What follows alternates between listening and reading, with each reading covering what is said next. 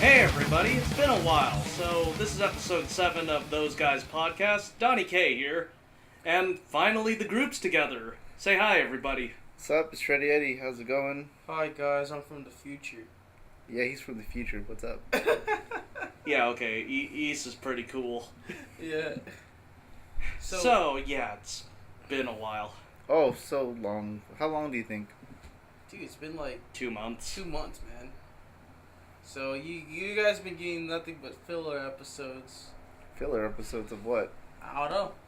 Yeah, we've been recording. I haven't gotten around to actually editing them, but hey guys, there's gonna be a bunch of things coming up soon. Yeah, so stay tuned for that. So yeah. Yeah, check out our other videos. They're all ready to go. Okay, so anyways, no. We're actually trying this thing. It's alien to us, I know. It's called a format. Oh, gasp! Yeah. What are we, a certain... Stick to a script? Script? No. But, let's start with just segment 1, I guess. It'll become less jarring as we go along with this, I hope. Okay, cool. But, what have we been up to? What have you been up to? I mean, we've been putting off my Japan trip for a while. Oh yeah, wait, Yeah. so you finally came back. You went to the land of the good old Nippon. Absolutely, it was fantastic. Yeah. I've been suffering through this last class, but I don't think I have anything too interesting to talk about from there. I mean, you've been wanting to hear about my story. Yeah, I've been wanting all to hear day. more about his story because, like, his every time I look at Shreddie Eddie's post, it gives me solace, like in the midst of this class, because I felt so lonely. I'm not gonna lie. I hear you. So yeah, I'm really curious to hear about his trip. So yeah, Shreddie Eddie, take it away, man. Okay, so in July of this year, 2018, I was able to go to Japan, check out all the culture and food that they have. So this was for food and just Anime what and, these people are about? Yeah, you know, we've been playing this since January. I take it you went to less shrines than I did, but you did more cool stuff. Modern stuff, anyways. We did check out some shrines, and we did check out some more modern stuff. A little bit of both. Cool. So it's like a half and half thing. Where'd you end up? Okay, so it's kind of like 3 parts of the trip. We started with we started in Ikebukuro, and then we went all the way to what was it? To Kyoto in the second half. I'm going to sound really ignorant here, but the Durara setting is real. What do you mean by that? The entire series takes place in Ikebukuro. Oh, it was a really cool city. I dig that as the first place to check out. So it is real. Yeah. Okay. And then we went to stay with a friend's house, you know, grandmother's house, and they had to stay there for like 9 days. So it was basically 2 weeks of Japanese weed fun. That sounds cool. Dude, that does sound rad. Yeah. So then it went from going into like the big city, traveling the trains, all the way to the rural area in the second latter half of the trip. Ah, okay. So what do you think of trains after hearing my fun story of riding a taxi cab because I was on the wrong train? I would hate to take a taxi cab since taxi cabs are insanely expensive. I only found that out since in the last half of the trip we were either deciding to take the train all the way back or take a bus or take a taxi.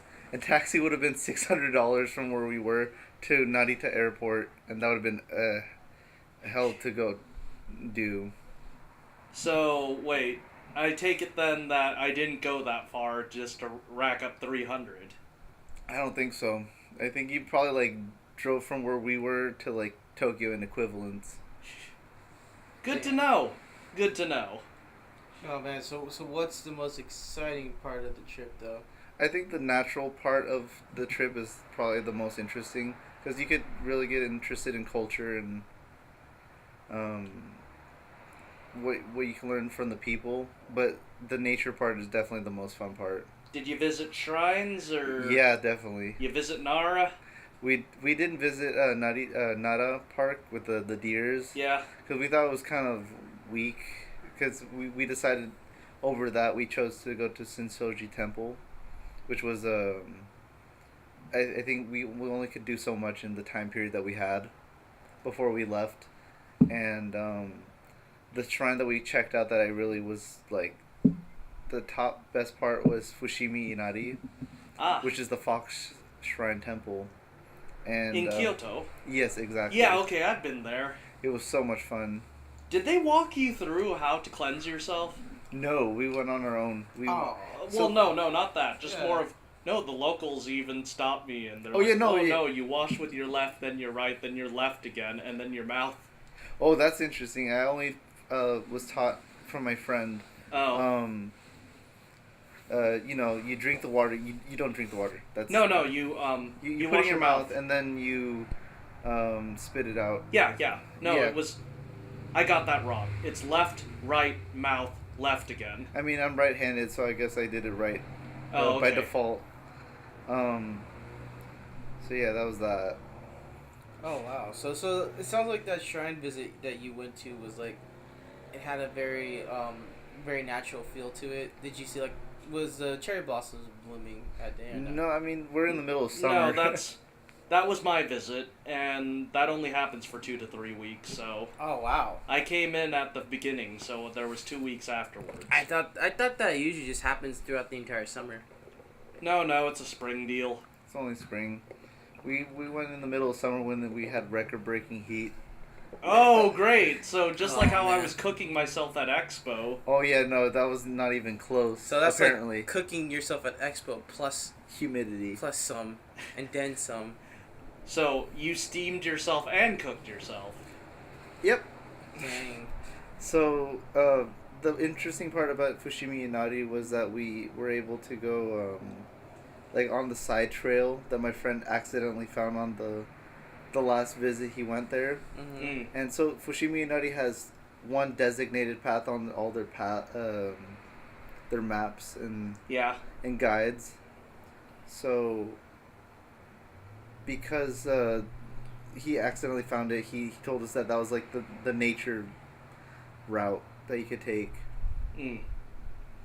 And so basically it's just you take the main path up and then a little bit up you make a right on this like path that doesn't look like anything, but it ends up being like a whole path to like the backside of the Fushimi Inari.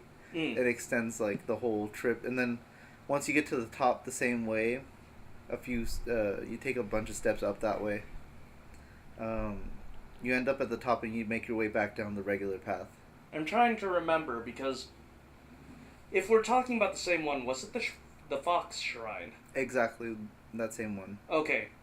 Was it the same one that was the shrine with 1,000 gates, or was that a different one? That one. That one was fun. Did you make it to the top? Yes, I did, and I did give my offering. We actually brought up fried tofu, which was essentially the in the sense where the Japanese word for tofu actually it's like something having to do with the fox spirit. Like that was what we offered. At least my friend did. That's cool. So then we had something to offer on the way up. That's more...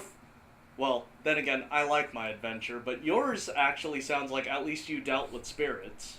Yeah, and the whole thing was just walking up through the nature route. And I saw a few bugs that I've never seen before, like this one with like 2 horns and a frog, and I think a few spiders that I was really interested in looking at. Oh, neat. You actually hung out with nature. Yeah, definitely. I was able to see some cool stuff. I, on the other hand, just ran into random... I interacted with shrine cats, and I also interacted with just fellow gaijin. Yeah, oh my god. I mean, I feel like I had the same experience because I was able to see some cats on the way down. And, Did you find the collapsed building? No. Okay, because if you leave the trail, eventually there was just a building that fell in on itself, and I'm like, what is this? Kept wandering around and got more disturbed. And eventually I found shrine cats. Yeah, the place where we passed through was kind of like the backside of the Fushimi Inari Mountain. Mm. And a lot of local people lived on that mountain still, and so that their houses were kind of located off the side. And I never encountered any kind of building that was collapsed on it in itself. Oh, okay. But on the way down, we did see some shrine cats. I took a few photos, and then on the way down, there's these 3 beautiful girls that came by. Ooh. That, like, it was just like a blessing from the gods coming up. They're Fox foreigners, spirit. by the way, and they're just, Doing their own thing. Doing their own thing. They're just really pretty. So it was just nice to see that on the way down of our tedious taxing hike up and down the hill that was paid off. So That's cool. that's something that I wanted to talk about, because like we were talking about it for like hours after that. That's cool. That's cool. So did the fox spirit bless you with some foxy ladies? If you know Actually, That is good pun. definitely some foxy ladies on the way back up. I want to call it that from now on. The foxy ladies that came up the Fox Shrine. Yeah, the foxy ladies for sure. Let's do But that. for some history background and cultural background. You know I like that. Yeah, I know you do. The Fox Shrine is actually based around businesses and good fortune for businesses. So so it's not exactly for good fortune finding a partner. Yeah, no, that's... So, did you go to the Pure Water Shrine? Explain that one. Okay, so there's a shrine. Apparently there's 3 fountains. I got to drink from one of them.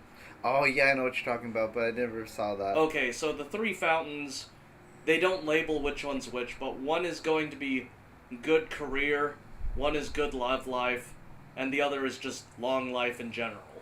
They don't label which one's which, and if you drink from all 3, for some reason that makes that gets you cursed. Yeah, you don't want to be like too greedy. Yeah.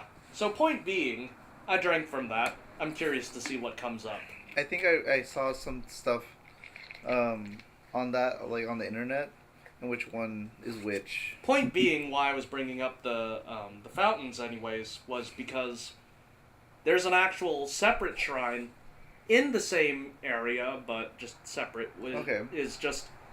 It's a rabbit god, and that it's a rabbit. Of course you know what rabbits are about, right?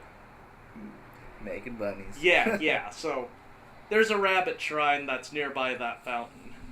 Okay, I didn't get a chance to check out that, but I only checked out the Fox Shrine when I was there.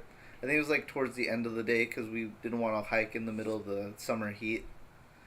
So like at 6 or 7 we were up, and then by the time we got down, it was like late in the day. Yeah. Where else did you go? Just because... I mean, that was only one part of the trip, because I could talk about every single instance that we... I mean, of course, that would be too detailed, but just... The highlights. Yeah, anything that you want to note. Okay, so... Immortalize it here. Oh yeah, for sure. The Kaiyukan was the first thing I'm thinking about right now. Kaiyukan, what's that? So Kaiyukan is basically Japan's aquarium that they have in Osaka. Oh, nice. And in Osaka, they have this 4-story building that contains like this giant ass tank with 2 whale sharks in it. Is it? Wait, you're telling me it's 4 stories of just tank? Yes, like they have like around the circumference of the tank a pathway that you can follow. That's cool. And it spirals down. So basically, you start off in like an elevator, taking you to the 4th story. Yeah, bring you to the top. Yeah, and then you walk your way down through 800 meters of walkway. And you end up seeing like the main tank that they have, along with every other exhibit they have. Oh, that's cool. It's a man-made nature trail, it sounds like. Exactly, and then the first place that you get to see is kind of like Japanese forests. Still in a building? Yes. Whoa. That's crazy, man. And then you walk through the whole way, and then they make sure to get you with that gift shop at the end. Yeah, they always do. Gotta get that business, man. Make that paper. And I was able to buy some cool stuff there. The coolest parts were definitely the whale sharks that you saw, because it was entirely full of like sharks and stingrays and big schools of fish. And there was a sea lion, a few like mammals that they had from like other places, because it wasn't specifically Japanese wildlife, but it was also included just a general aquarium. That and a lot of around the world type exhibitions. So then they had stuff from Antarctica. They had stuff from like Ecuador. That's cool. So that was the really kicker. Wait, how do they regulate temperature? Because you put one to the other. I think they were like pretty far away from separate floors. Oh, okay. I mean, you can keep a habitat in like a similar, temperature. Like one part was all Antarctica. And they had a few penguins, and on the other side they had seals. But on like the top floor they had California sea lions from up by Monterey. Oh, okay. But they had everything. Oh yeah, absolutely. So nice. Yeah, because it sounds like Japan's like water life would be like interesting, because one, it's a series of islands, so I bet you the wildlife, the marine wildlife over there would probably be very interesting as opposed to. It's actually quite similar to what we have here on the Californian coast. Okay, so it's not like there's no difference between like a fish here and a fish in Japan, really. Absolutely, yeah. Okay, so it's like we have. Please, I just realized, talking about different things, or pretty much being the same, just. Did you notice the crows sound different? Yes, that was the first thing I told my friend when we were in Tokyo, in the third part of the trip. I told him, like, dude, these crows sound completely different. And he looked at me and told me, yeah, these crows are definitely different. They have a different environment, and they sound different because of it. Oh, that's why? I always wondered why their cry sounded different. I don't even know to this day, because like the very first few days I saw some crows on some buildings. I'm like, why do they sound so different? Like, did they learn Japanese and then started crowing in Japanese? Yeah, that's the joke I was telling my friends, where it's like, well, they're in a different country, and if crows have a vocabulary of 100 words, do they have a different language? And they're like, oh my god. I mean, I wouldn't think that's far off, since they have to be like in constant urban contact. But as far as crows go, like, the one thing that did catch my eye was one of these days I was at the Imperial Palace. Nice! Yeah, I was there too. And the crows were kind of like sitting under the shade and like kind of panting. Yeah, it's a hot day. And unless that's their language.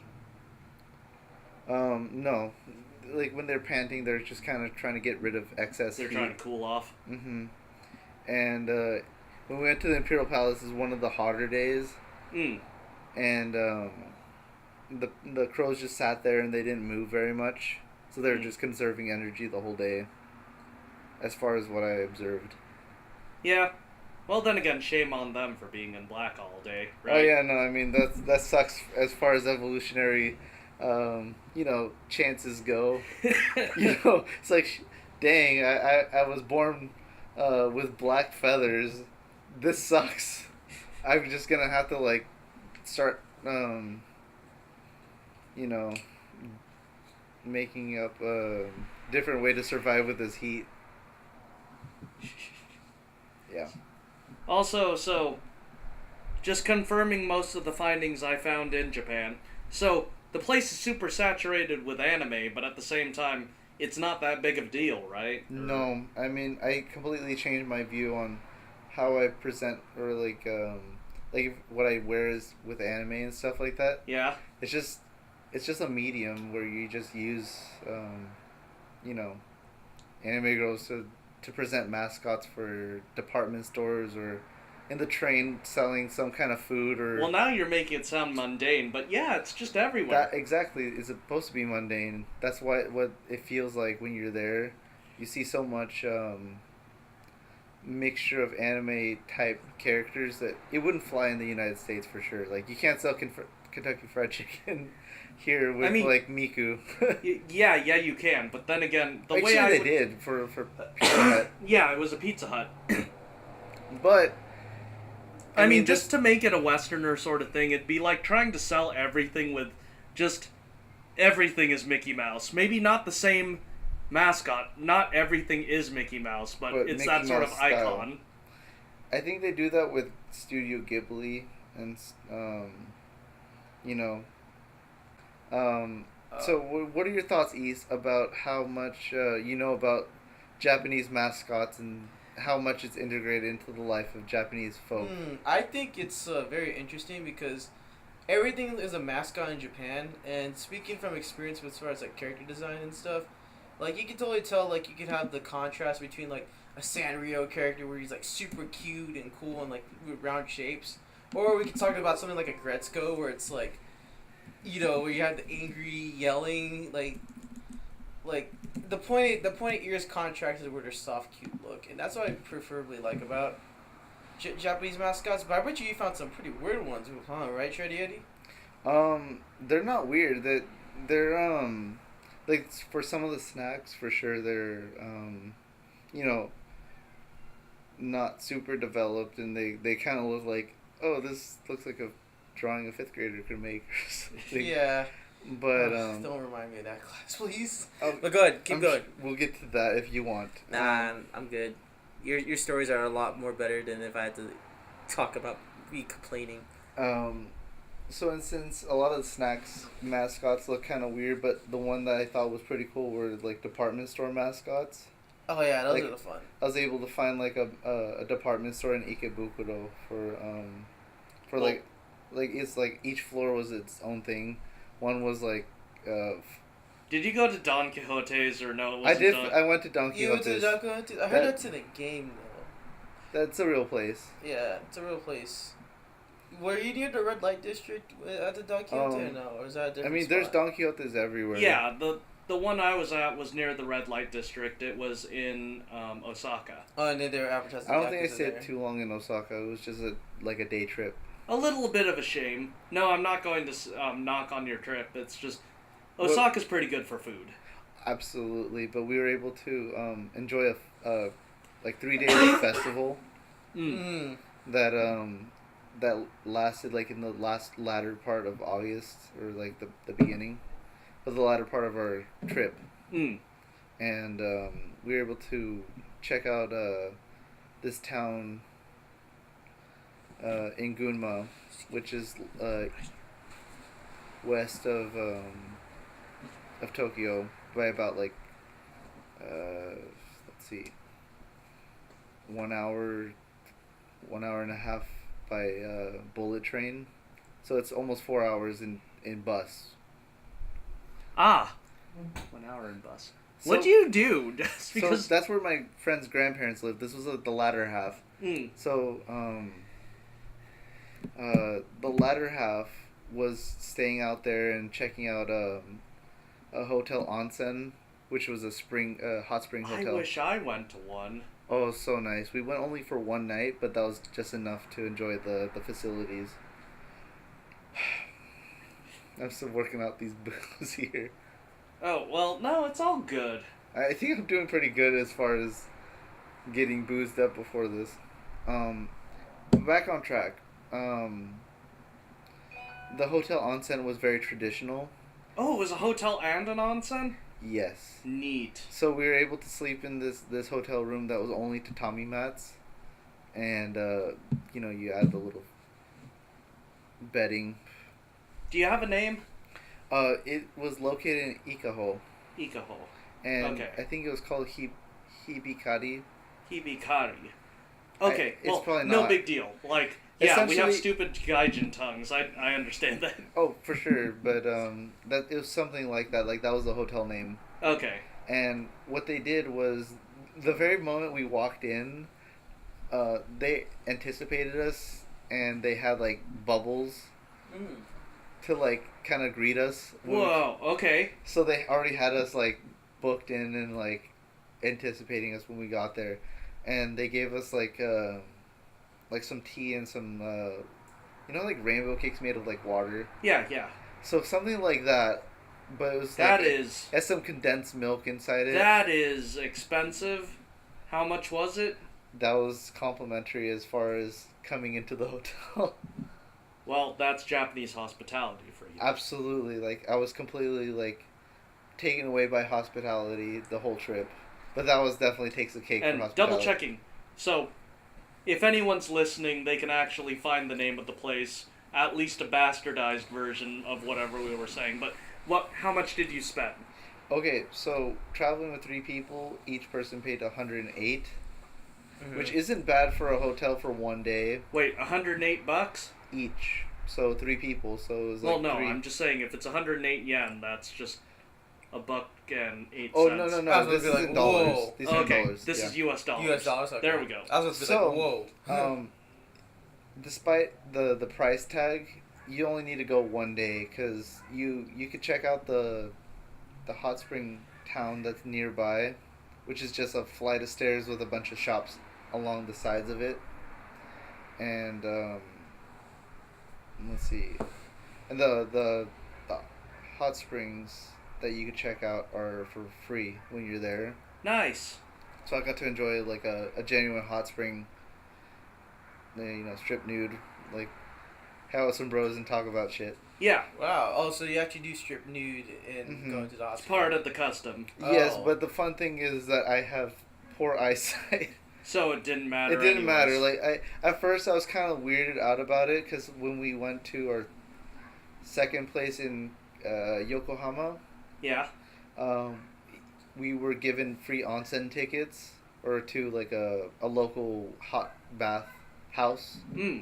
And I was kind of like, I don't really feel like getting naked in front of dudes or whatever. Yeah. So you kind of just get over it. That's true, because when you just jump in and enjoy the water, you're focused on the water. Yeah, everyone's just soaking and no one cares about the other person. Absolutely not. No one cares. It's just like, so what? You're naked. Let me enjoy this water. Like, that must be like an American thing though, because you know how like we're always focused on appearance and how we look, as opposed to like Japanese. It's like it's a bonding moment that you only experience in a hot tub, I guess.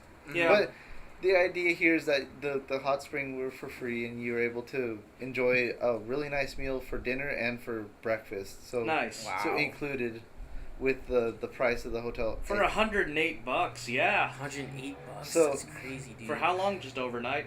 Overnight, yeah. So okay. we showed up like in the evening, from like 6 to 7 or something like that.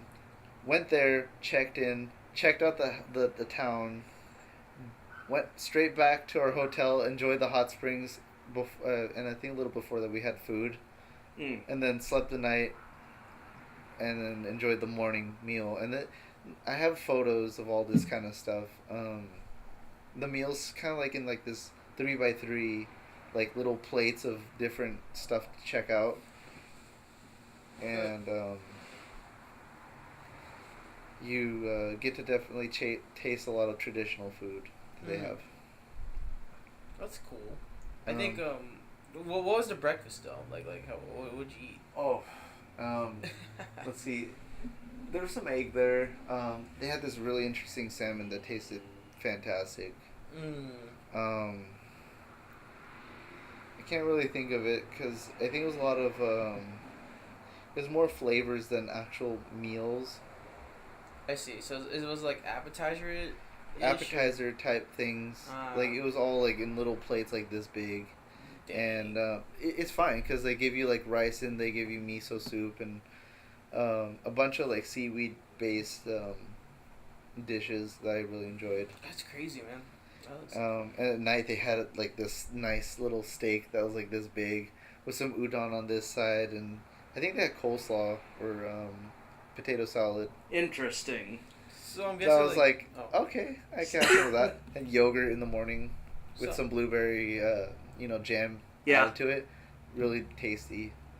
I think that was the most cultured part of the whole trip. Because there's like modern culture and then there's like traditional culture that you have to experience in. Yeah, you brought up a good point. I never bothered thinking about it, but that's because I thought it was a given. There's a difference between today and, just traditional, ancient sort of what they're up to. Yeah. That makes sense. I think that's what's interesting about a country like Japan. Like from hearing about your account, Donnie K, and then Eddie's account, I really am looking forward to going to Japan more and more. Because I feel like the only guy from those guys' podcast that's like, man, I'm not with you Japan yet. These two have, but I have not. But hey, I'm learning more about it, and the fact that you're able to stay at a hotel for about $108 a night, I guess. That was with 3 people splitting it. Okay, yeah, that's pretty. That's a pretty good deal. That's solid. You gotta tell me more about that. Were you able to sleep in like those portable hotel beds? Capsules. Screw that. That sounds like that's a scam. Cause like. Yeah. I think it's $20 a night. The one I found. Like I would have liked to experience that. I think I might do that the next time I come around, but since I was in like the middle of summer heat. Yeah. I don't want to get trapped. You don't want to try that.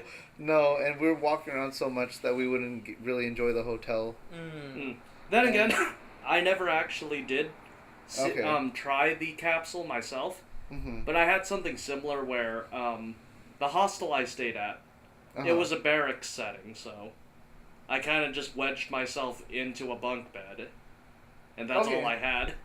I think I was told about those kind of places. Like some libraries and some manga stores, or essentially they have a place to stay and sleep for like $30 a month, or day. Okay, so for a night, $30. Yeah, something like that. That you stay there, but it's like kind of a shared.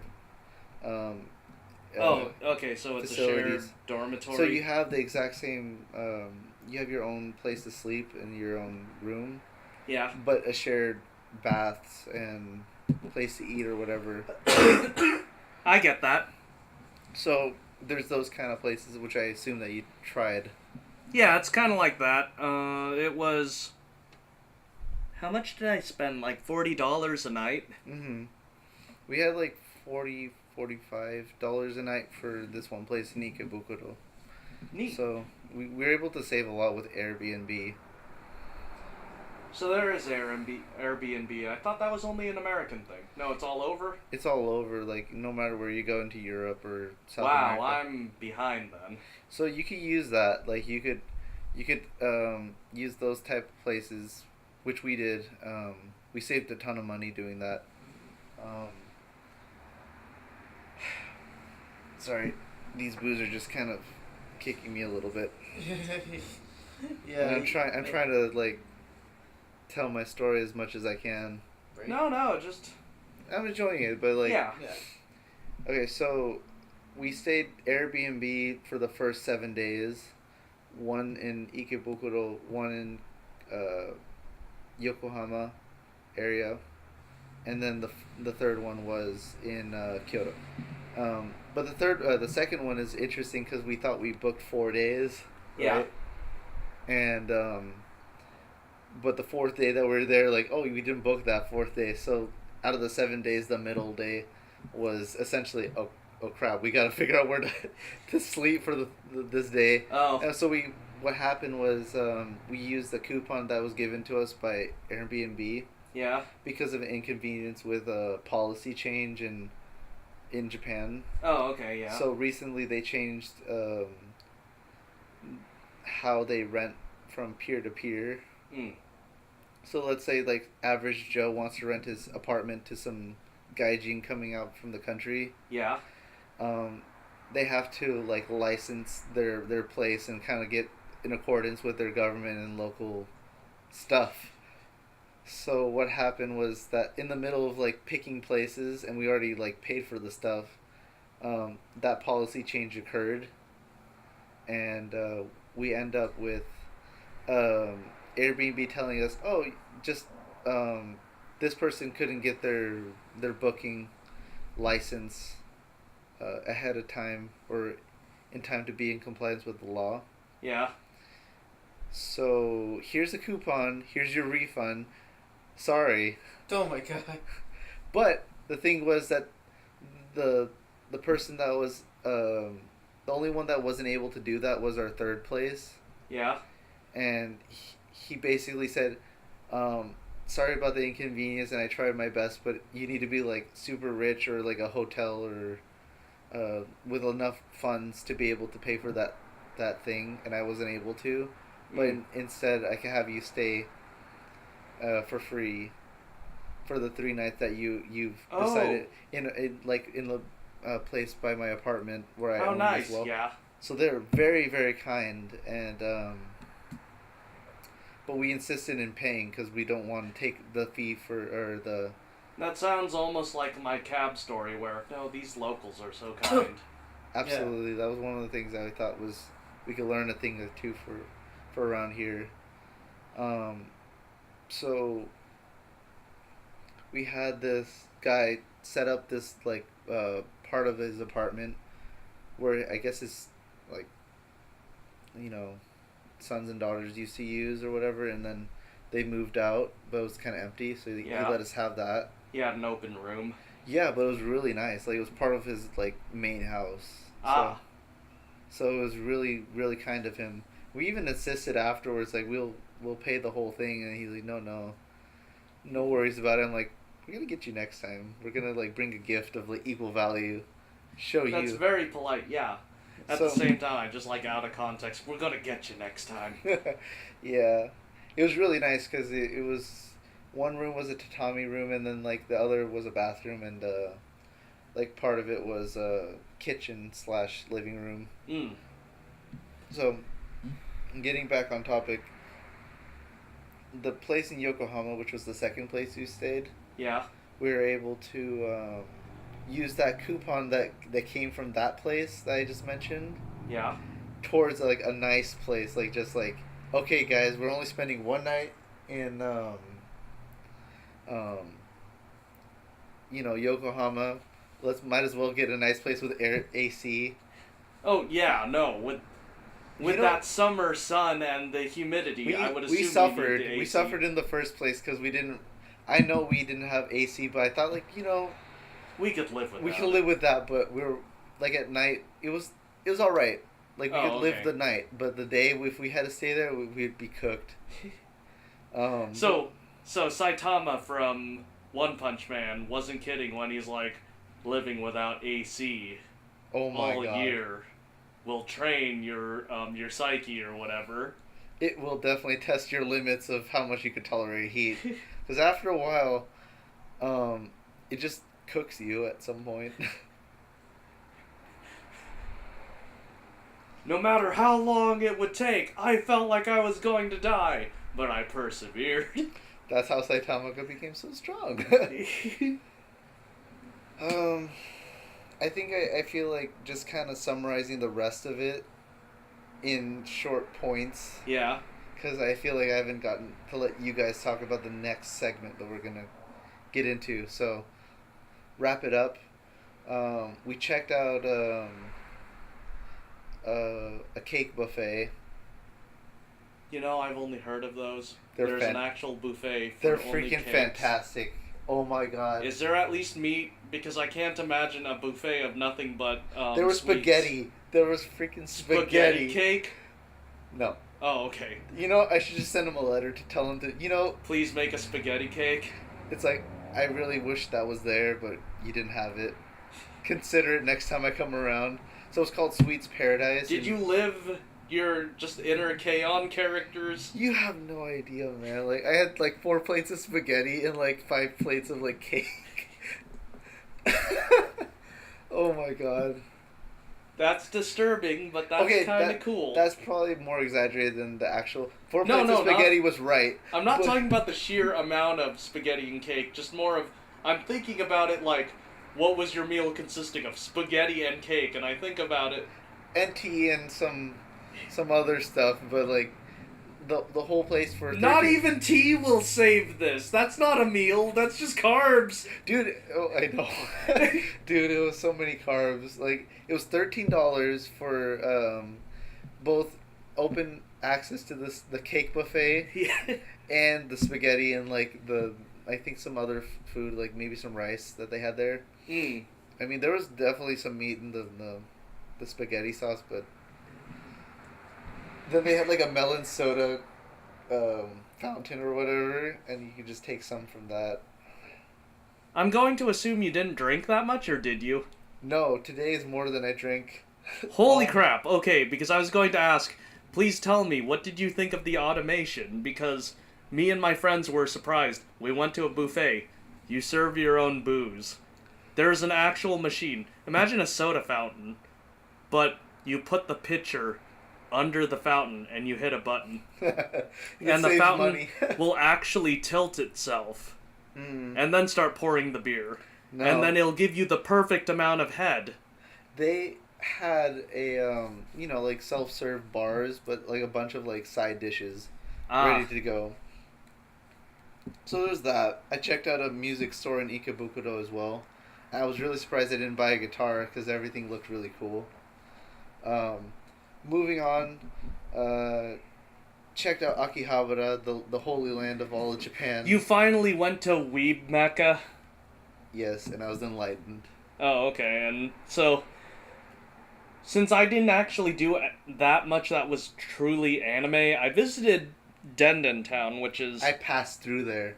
What'd you think of Denden Town, then? There's one hole in the wall, Isekaya, that's basically like a finger food and booze type hole in the wall place. Yeah. And I'm like, I gotta go back there.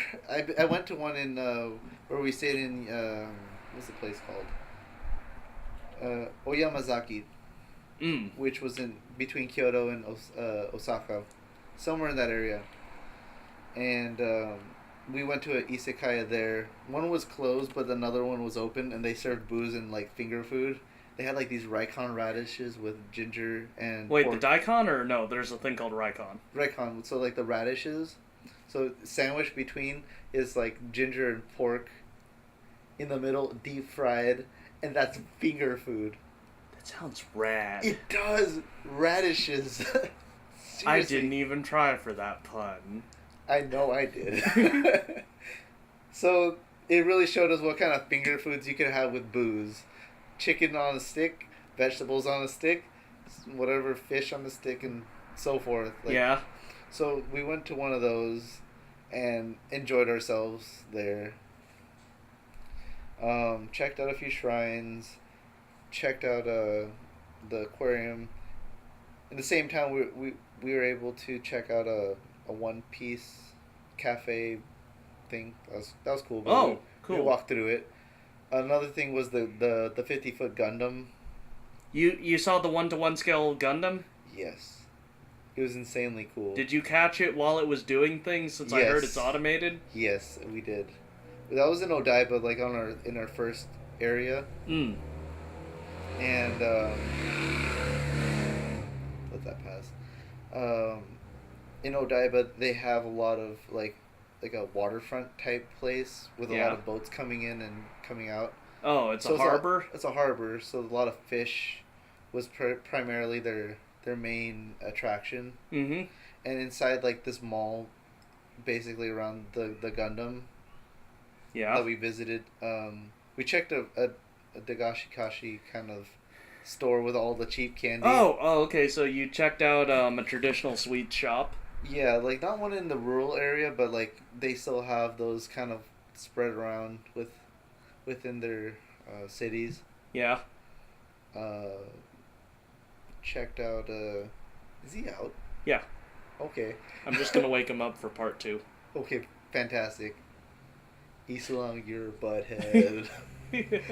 Would you like to say anything to him while he's asleep? Nah, he'll listen to this in shame. Okay, very good. Then we checked out. I think we were treated to like my friends hosted like us for dinner at one point in Osaka. Oh, okay. So we were able to have hiyashi chuka, which is basically cold ramen with a lot of vegetables for the summertime. Yeah. So we enjoyed that, and oh my god, it's better than ramen itself, I think. As far as like how refreshing it is, Man, you're probably just gonna scowl at the thing I found, but the local ramen shop sells a thing called ramen, which is supposed to be cold ramen. I mean, I don't know how it tastes, so I can't scowl at it, like you said. But the ramen they had was just homemade. You buy some noodles from the store, but they're pretty good at cooking, as far as I know, because they made a really good poke to go along with it. Nice. Because the guy was like professionally. Oh, this is a very nice news. Anyways, he used to be like a fisherman and like product manager. You know, like he brings in the fish or checks what comes in and comes out. Yeah. And he had a very good eye for tuna when we went to go shopping for it. Ah. So we had this really nice poke that absolutely made me like poke. Nice. So, what do you think of poke? Like, this isn't so much a Japan trip question, just more of, because I've heard mixed reviews where it's like, I like sushi, but I don't like the idea of a rice bowl with raw fish. This is only the raw fish inside the tray, with a bunch of assorted vegetables. I can show you a photo later. Mm-hmm. Essentially, you're not prepared for that texture, because you're normally used to tuna that's already shredded. Yeah. In mayonnaise or whatever. But tuna itself feels like a chicken type thing where it's like really dense. Yeah. And you bite into it and you're like, oh, this is raw tuna. What am I doing? But at the same time, you're enjoying all the flavors that come with it. So that was my experience. So it's a melding of good flavors. Yeah, so I thought that was... For some people, I don't think they're off-put by the appearance of it. Yeah, it's presentation. Exactly. And... tasted really good. I enjoyed it. We got to meet their family and a lot of the people that came in. One of them's like a upcoming singer for like Afrojack. Like he's like one of the background vocalists. I don't know what that is, but it sounds cool. It did sound cool. I didn't know about it either. So they had us there in Osaka. I think that was one of the days that reached record-breaking heat. Oh. I was in Japan when the heat wave came through in 2018. And in recorded history, that was an all-time high. So does the sun just hate us? No. I mean, if you want to get into the science topic about stuff, yeah, it's a lot of people's fault. Oh. And how we use our resources and create basically a blanket around us. That sounds like a Ghibli film. So, like, Howl's Moving Castle?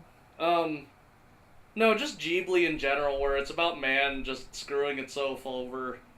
Okay. Like, nature is cool and stuff. Why does mankind want to do things? Oh, so it's like Spirited Away, kind of thing. Spirited Away, they do it for... I'm trying to remember the name of the other one they do it for, but...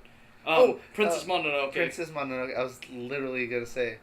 That definitely would be a Ghibli type global warming theme thing. I mean, let me see. Let me look at my notes because I don't feel like I've looked at them enough to see. You didn't do enough justice for Japan? Nope. I mean, I've already talked 48 minutes of Japan.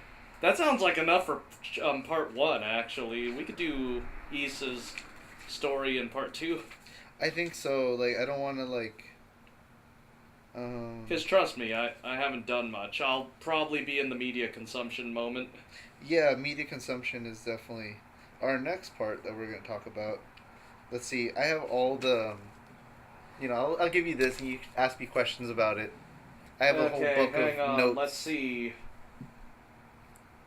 Gyudon bowl. Cool. So, beef bowl. For 420. Yep. Blaze it. Very filling. Oh, hey! You actually have more detailed notes than I did, and I kept a detailed log on what I did. Yeah, I think that was only for the first week. After that, I kind of got used to everything. So it was kind of overlapping in experience, Like, you enjoy the conveni the first time, but you know exactly what you're looking at the second time. So did you find Japanese, Japanese Mountain Dew? Because... No. I still don't know what it's called. It's basically Japanese Mountain Dew, and I can't read. That sounds strange. I don't think I came across it. I did come across melon soda ice cream. Okay. I just noticed what I'm reading. So, what actual what's its name? A convenience store did you like? Just because I couldn't tell the difference. Did you find one you liked? I think they all have a similar standard of service, so you can't really judge it on that. Okay, just because. But the items that they have and the ones that I went to the most was Family Mart. Famima? Family Mart. And Lawson was another one, and the other one was like 7-Elevens and I forget what that one was called. I went to one in Kyoto.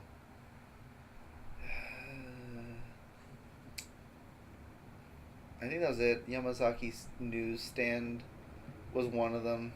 But that one I only went to like once. Save-On is another one that they have. Save-On? Is it the same kind of Save-On as here? I don't even know if they're, like the same thing, but they could be. Because that's interesting, because I've ate at 7-Eleven, Lawson's, and Famima. I couldn't tell the difference. Family Mart was definitely my favorite since I got used to that one as the first place I checked out. Lawson was interesting, but it felt a little different in layout and how they set up stuff, but it's quite similar. So yeah, that's my take on them.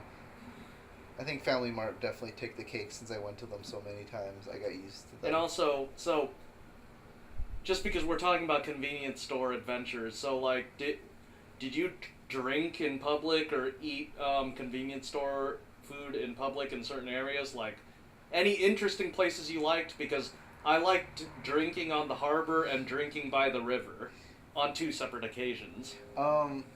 We took some booze back to our place with some cans of beer or stuff like that. That sounds neat.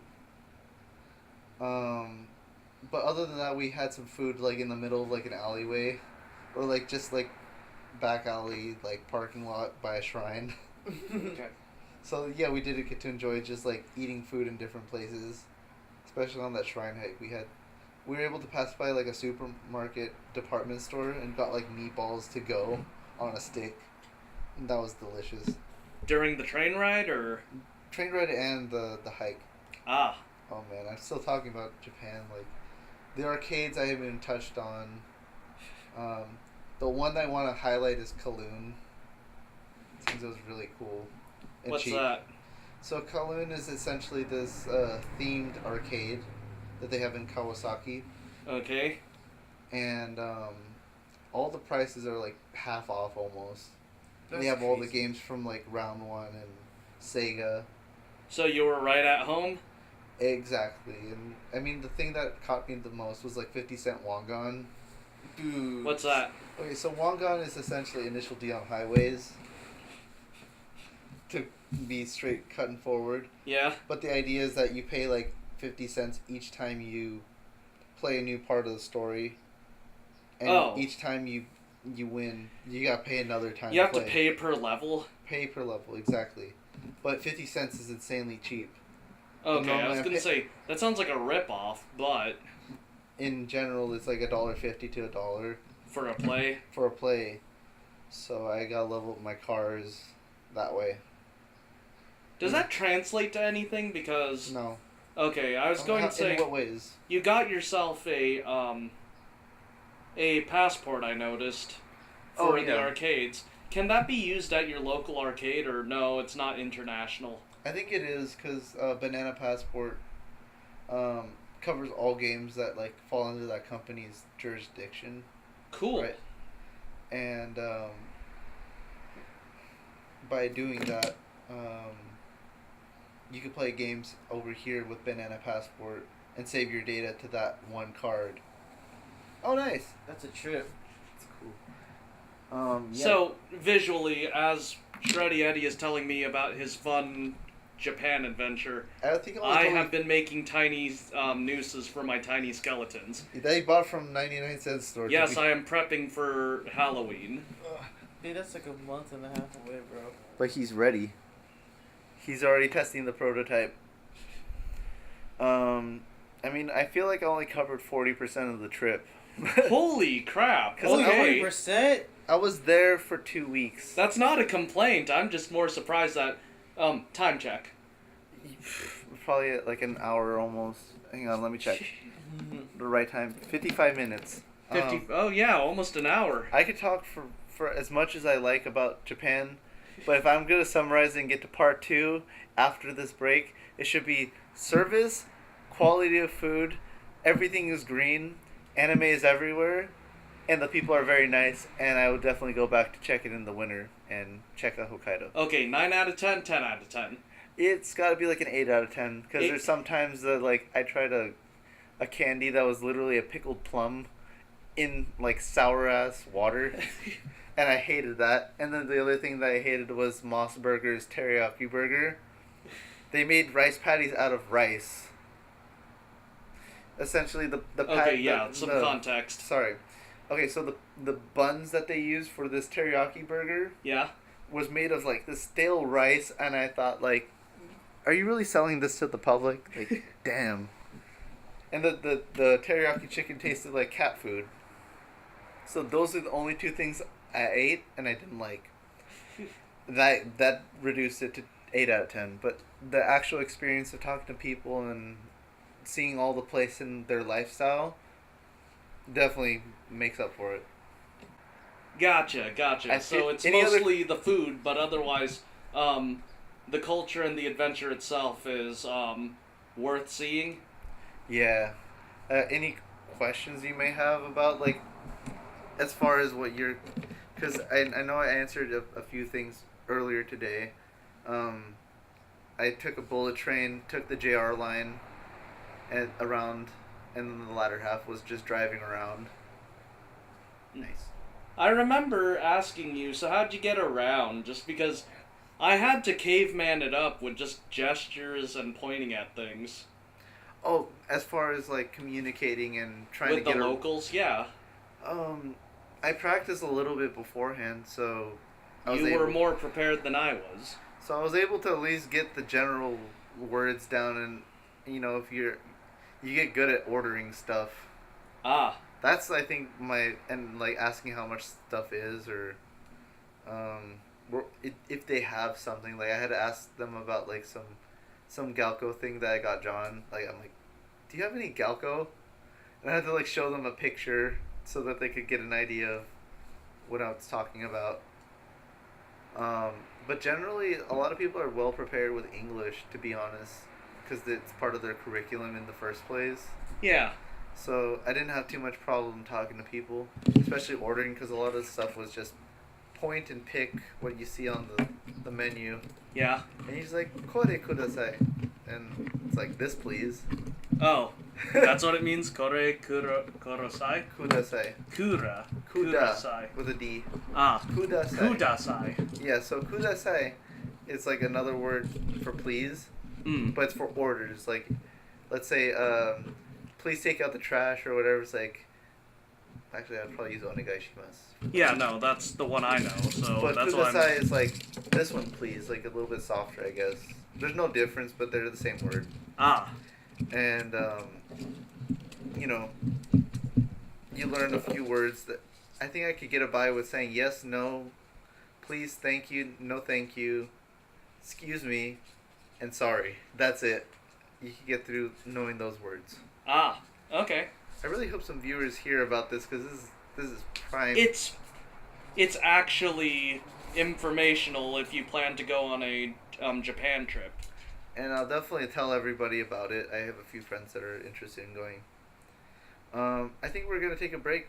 We're at almost an hour. Great. So that's part 1. Part 1, and we're gonna get to part 2, and I think another one. Yeah. In our latter half. So please stick around. It's been Shreddie Eddie. Donnie K and... Asleep Isalong. Yeah. He is knocked out. What is up with this? He's an old man in a young kid's body. I mean, between that or, oh no. So, it could be the fact that, yeah, it's been a long day. It has. We went to a flea market and boozed up. Yeah. I think the booze are a little working out of me, but, I need to pee. Till after ends. break. It'll feel very short to you. Yeah. Enjoy this music I made produced for you guys. Goodbye. See you in a bit. Alright.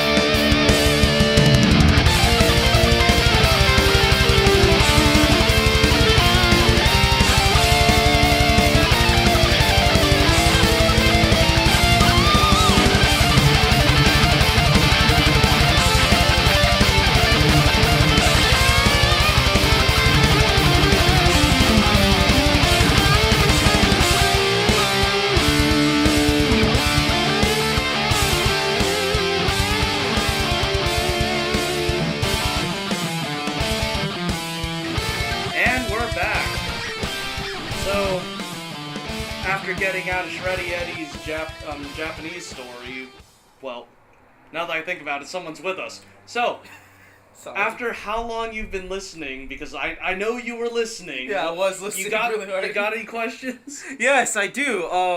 So Shreddie Eddie, I love the Japanese culture and history and stuff, but I also am a fan of like Japanese, like more modern culture in the sense of like the animes, the video games, the fashion, nightlife, all that stuff. How did that go for you? Because I heard you went to a lot of arcades. I'm glad you asked, because I remember a lot of the video game and arcades that appeal to young folks is, for instance, for younger kids, I learned about this on this trip. There's video games where you could pay to play, and then you get cards in return. And one of them was like this like bug game, so you fight like bug monsters, and the little kids will get like they'll pay and get cards back so that they can play with the cards there. So there's that. But then the most like recent thing is Fate Grand Order arcade game. Yeah, that came out in July. Yeah. My other friends played so much of it. I just stood on the sideline, but they spent like $50 or something, or even 70. What's a Fate Go arcade? Like I understand what Fate Go is, but how do you make an arcade game? Okay, so Fate essentially made this 3D like fighting game. You know, like you run around and. Oh, so it's like an arena fighter. So arena fighter, yeah. Yeah, so it's like okay. So what it sounds like, it's like okay, you have Saber versus. Everybody, like yeah, but you get servants and you get phantasms. Like I learned so much watching my friends play. Yeah. That I learned like basically the whole show and listening to them like like what phantasms like level up and which ones ascend and also. Wow. Oh, okay. So you learned about Fate without having to watch Fate. Exactly, which I was pretty surprised by. My other friend's like a huge Fate fan. He's the one who dragged us to Ufotable and stuff. Oh yeah, because you went to the Ufotable Cafe and you got the Udo Camp stuff. Yeah. Speaking of stuff you got, I want to thank you for the $50 for making my $50 work. Cause man, I saw him when he came back. I was so giddy. It was like giddy. I mean, Isalon gave me $50. He's like, buy me anything, surprise me, and just buy me a thing. I bought him 5 things with $50. Not just a thing. 5 things, and I was like, so dude. I was able to find him a figure for 10, a book for 14, a few cards for 3 and 5, and like a good amount of what else I get? Well, you got me a Dojin and a. I mean that. Oh, and then you got me the book for the rest of the money, and yeah. It's incredible how much you can get for $50. Because in Akihabara, you could buy a lot of merch, cheap. It wasn't exactly cheap because it was inside the store. Because on the outside they had like a whole like rack of like mix and match anime figures that you just don't even know where they came from. Oh wow, that's crazy, dude. And but I was able to find something inside the store. That was really budget friendly. Oh, that's cool. Well, I was excited. That made my day, especially after all the crap I've been through. But I think the modern part about Japan. Yeah, and what was the biggest impact about your trip in general? Like, what would you do differently? Okay. If you were to go back? Practically, always go for a place that has AC during the summer. Okay, fair enough. Makes sense. Don't visit as many arcades because I got dragged into too many. Yeah. They all look the same. Because all the prizes that they have in the crane games are similar. Oh. Yeah. Okay. So it's like when you go to like a casino in Vegas, you can just stick with one casino because they're all the same basically. Exactly. But you do enjoy like the different setups and stuff they have. But just it's don't the same get too game, caught up, same arcade stuff. But I went back and played arcade games until I got like 3 figures from the crane games. That's crazy. Instead of spending $30 on the figure, I spent $13. So even though you spend a lot of money on a crane game, if you really like the figure and you want to buy it, at least you could play for it cheaper. That makes sense. And if you play with a few people that know how to play, they could guide you to get the prize cheaper. So normally it was like half off normally. Wow. Except one where it was a Hatsune Miku figure that essentially was like an airplane attendant, and I couldn't win it. I spent like $11 playing it, and I couldn't. And the person reset it, like the You reset the stock. The worker that works there. Yeah. You can ask him, please like reset it or whatever. So that like let's say like the package falls in this weird way that you cannot pick it up in no certain way. Yeah. Yeah. You can ask them, can you reset it, or like this one please, or like. And they're like, oh okay, and then they reset it in a way that like it takes only like 3 or 4 times more that you win it. Yeah. So that they don't want to keep the prizes for themselves. They want people to keep like playing and spending money. Yeah. So the best way to do that is just kind of like give the prize. And that's probably one of the more important parts of those type of games. Because you can spend $30 or $40 playing that game if you don't do that. But if you spend like maybe 8 and you get it in this weird way and you're like, I don't think I can get it, and you ask the person, hey, look at this, and they fix it for you, and they set it like on the rail. Just all you need to do is just like pick it up and it falls down. Oh, okay. But I know there's strats to those crane games, but other than that though, that's kind of good. Like there's probably a lot more variety as opposed to here, where it's like some crane games like work and some others just are like, yeah, this is total is a total scam. One thing, and so yeah, I think that's true about arcades, because I was gonna ask you, because I keep seeing a lot of videos about Japan, and I saw this one about a Capcom bar. And so I wanted to see if it was true if they served Jill sandwiches at that Capcom bar. Because if they did, I would have been so excited. Can you explain what a Jill sandwich is? So, like in I'm confused and disturbed. Because in Resident Evil 1, the very first Resident Evil, that had the best voice acting, right, Donnie K? Yes. The best voice acting in any game. And so you'd have this, like, scary video game with crappy controls to make the dread even worse, off-put by this really, really funny English dub. And so, like, one of the characters gets stuck in an elevator. Like, she grabs a shotgun from the thing, but she activates a trap where it squishes her. Oh no. And then so what happened is, like, as soon as you finally escape the room, your partner comes up to you and he's like, oh gosh, are you okay? I thought you were a Jill sandwich. Oh, I think I know what you're talking about. Yeah, so that's why I'm like, that Capcom bar better serve some Jill sandwiches, because it's like an official bar. So it's like, there's a lot of official themed bars in Japan that I want to go visit, or like those just like restaurants. There's the Square Enix Cafe. Just because I was going to say, I think I saw that. Yeah, that would be interesting. Yeah, I was just recently informed there's a crackdown on video game bars, so hopefully they're still around. Yeah, I really want to. What was the problem with them? They just copyrights. No, just new legislation. Apparently, it's just a crackdown, and so the one I visited, is closed. It's not out of business. They're just not operating. Yeah, it's I think it's because of copyright issues. Like they're having like issues. That would make sense. Yeah, so people just open up a bar with their characters. Like, are you paying us for the characters we designed? Yeah, yeah. no, I enjoyed the Pac Mango. The Pac Mango, is that what you meant?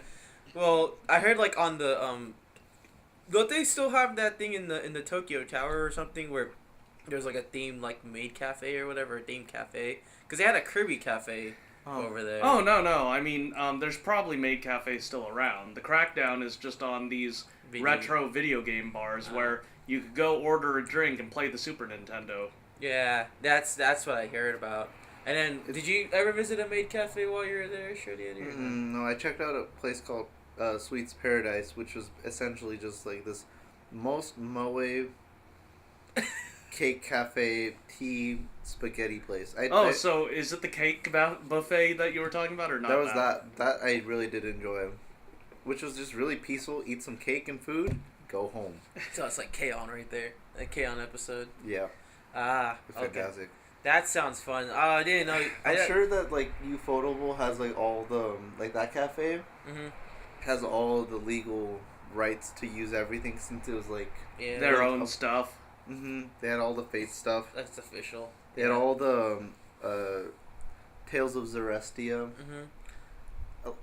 Like everything, including under that name. Yeah. Like they had it. Eurocamp was kind of weird because you told me that wasn't. It wasn't made by Ufotable, but I think probably it's a subsidiary. I don't know. Studio Dean, I don't know. That's a far stretch, but yeah, viewers, you can check that out. Yeah, you can correct me if I'm wrong, viewers, but like I know the first thing I'm gonna do is, I know this is gonna sound dumb, is go to a maid cafe. I mean, I would have if I had more time. Yeah. Because I would have stayed another day in well, at least one. At least I can say Tokyo. At least I can but say. I never did. I just didn't. Like an authentic maid cafe, not like the maid cafes we got, like, you know, here where it's like anime convention exclusive or whatever. Like yeah, like they're everywhere. We got one. It's somewhere in LA, and we got another somewhere in New York. Yeah, but I know that Maid Dreamin' was coming down here, but that never went anywhere. Anyways, enough about that. But I think your trip was very interesting, though. Like, yeah, I really am looking forward to Japan now that you guys both went, and I'm the only Those Guys podcast member that's like, what's Japan? I've never been.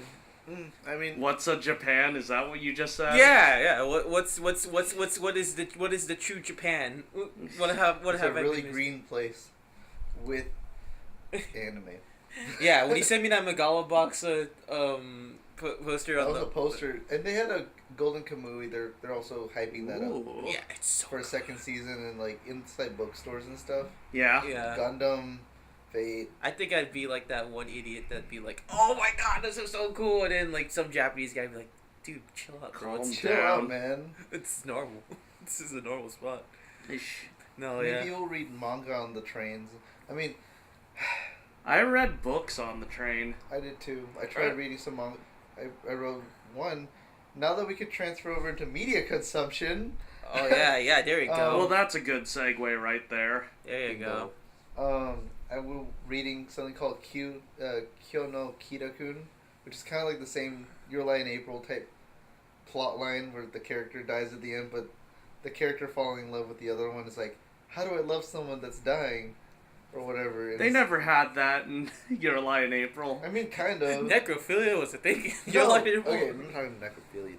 I'm sorry. Weirdo. Sorry. I'm talking about, like, you know, if someone has a short time in life but you love them. Yeah. Like, how do you make the most? Make the most out of, like, being with them. In the, like, the girl, like, didn't know about the guy's, like, complications. I see. So I thought it was really cool. I picked up a random manga and I liked it. That's nice. Cool. And it stopped at a really interesting part. No spoilers. But it has ended though, right? It has like 6 more chapters to finish, and it hasn't come out. So I kind of need to see how it ends, because the guy was like getting life-saving surgery, and I don't know how that turned out. Oh boy, that so it was a pretty steep cliffhanger. Wow. That But what about you guys? Like, what media consumption have you guys had? I'll start with Donnie K first. Are you sure? Yeah, because you haven't talked. Okay. Well, yeah. I've been talking. I've just been talking to you, but I want more pizza. So, as of late, like, throwing in a little bit of what I've done since the last episode, there was AX, and I've attended a Yen Press panel. How'd that go? Turns out that, no, it's great. I get to know what's going on in the next few months. Yeah. But just more of, at the end of every panel, I did not know this until it finally happened, and it was that you get free manga. That's crazy, dude. So, free manga. There are a bunch of boxes you could choose what you're interested in, and, of course, I checked all my options and ended up getting Laid Back Camp. Yeah, of course. You got the best cute girls doing camping. Originally, I wasn't gonna touch that, not because I'm avoiding it, but just more of the I've already seen the anime. Why would I need the manga? But now that I was given Volume 1. Yeah. I guess I'll just get Volume 2 and Volume 3 that's coming out this month. Yeah. Which, by the way, it's the month of August, in case this comes out a month late. Yeah. But you just instantly dated his podcast. Just in case. Thanks, Donnie K. No worries. I know, right? We're so out of touch. Now we're obligated to let this go in August only. Yeah, you can only listen to his podcast in August. But yeah, continue. I'm sorry. But no, so the crafty bastards. Now I'm actually getting the volume. So I'm consuming that as a manga, but outside of manga, I've been playing video games again, and so I beat Fallout 3. I know that one of you have been playing Fallout 3. Yeah. And I'm playing Fallout New Vegas again, because, so, I have the Game of the Year edition now, so I can finally play all of the DLC I never did. Well, it's funny because I played Fallout 3 when I was in high school, though, but like, I never owned it. I would only go to a friend's house and we'd play it together. So, I recently been playing it. I really want to play it with you guys, so I have more to talk about because I keep hearing it sounds, because what it reminds me when you guys talk about Fallout 3, it reminds me of like old Zelda games where you're like, hey, did you talk to this one guy? Yeah, I totally did, and I kicked his ass. Yeah, there you go. Or I blew up that mutant's face off. You know what I mean? Yeah. At that one route. You know what I mean? And why it's so interesting, anyways, if we want to just get on the Bethesda bandwagon. I just like the idea of Fallout because it's the same game. We could play it, but like, depending on our stats, we have to go through this quest differently. Yeah. It'd be like two different things, yeah. Yeah, like talking to Shreddie Eddie, apparently he killed all of the slavers, which of course you would do if you're a decent human being. But I, as a decent human being, realizing that I've been in a vault this entire time, I don't know the culture of the wasteland. This is completely normal. They're probably just trying to pay their bills by doing a business. So you know what? I'll buy your slaves, and then free the slaves. I'm curious what I would do in that situation, but I'd have to play Fallout 3. Like, I do plan to get this was a child slave camp called Paradise Falls. Yeah. Paradise Falls? Wow. Okay, so we're talking about the same place. Yeah. I thought there's another part in the story. No, I killed all those slavers, but that's because I didn't even get to talk to them. They just started shooting at me, so no, I was able to get in and infiltrate. I got all the way to the point where, like, I got to the main dude, and he's just like, yo, man, I can sell you some children slaves at this price. What do you think? And I'm like, I'll think about it. And then walked away, and then, like, thought a bit. I'm like, I could kill everybody here that they're doing bad stuff. And I did. Yeah, because for me, it's just like, okay, so you're gonna buy all these children, it's gonna be 2,000 caps. And I'm like, okay, here you go. I was like, I have the caps, but I'm stingy. Because I want to pay for my sugar bombs. Oh my gosh. Someone's doing research on it in Seneca Falls. Yeah, station. that guy. I keep sending Murphy all of my sugar bombs. Yeah, that's exactly what you're supposed to do. And then, you play that game day by day. I played it for almost a week before I went to Japan, but, like, sticking to the game. Yeah. It's a lot of fun to get lost in your character's development. Like, yeah. I'm Desert Jesus. I do everything right and morally decide the good things. to do. How far did you get? Did you go to Tranquility Falls? I haven't got that far. Okay, why I'm just curious is because you're going to have to cheat, or you're going to have to do some very bad things. So what I imagine is like I want to ask though in the game, can you be? Because you say you're Desert Jesus, do people worship you on the ground that you walk on, or is that a game? I mean, they go, "Wow, I wish I was that cool," but that's as far as they go usually. Actually, if you're a Megaton, they're like, "Here, have a gift, because you saved the whole town from blowing up. Here's us. What are those stim pack? Yeah, here's just a thing. We gathered all our little change for this." I'm like, thanks, guys. Wow, this gives me 5 health, and that's all it does. Just nothing but 5 health, and that's it. But every other so often I get like a gift, like here's some Rat X, or here's some Rat that's Away. actually useful. Yeah. I'm like, alright. Yeah, that sounds fun. Thanks, guys. I saved your whole town from being blown up, and this is the best you could do. Explore more, just because, like, when I almost just sped run through Fallout 3. I just played it for the story again. Like, what was this about? You gotta find Daddy. The what? You gotta find your dad. Yeah, so hope you find your dad, buddy. Found Dad, saved everyone, and then that's the end. No. So no, go explore more. Like, I didn't do it in this playthrough, but I met Harold. You're going to find him eventually. He's a tree. Oh damn! Does he talk? Yeah. Oh, he's just like, hey, I'm Harold. Link in Zelda. Oh my gosh, really? Does he? He's not the great Deku Tree. He's just Harold. A tree. Well, no, he's from Fallout 1. Just to give you context. Oh, the original Fallout, where where so his entire deal is that he's just a dude with a he's just a ghoul with a plant growing out of his head. Okay, so he's just a normal person. And then episode 2 or game 2, he's there, but the tree is the plant is a little bigger on his head. He now looks kind of like a Pikmin. Okay. Oh my gosh. And then Fallout 3, the tree has now consumed him. He is just a tree. What?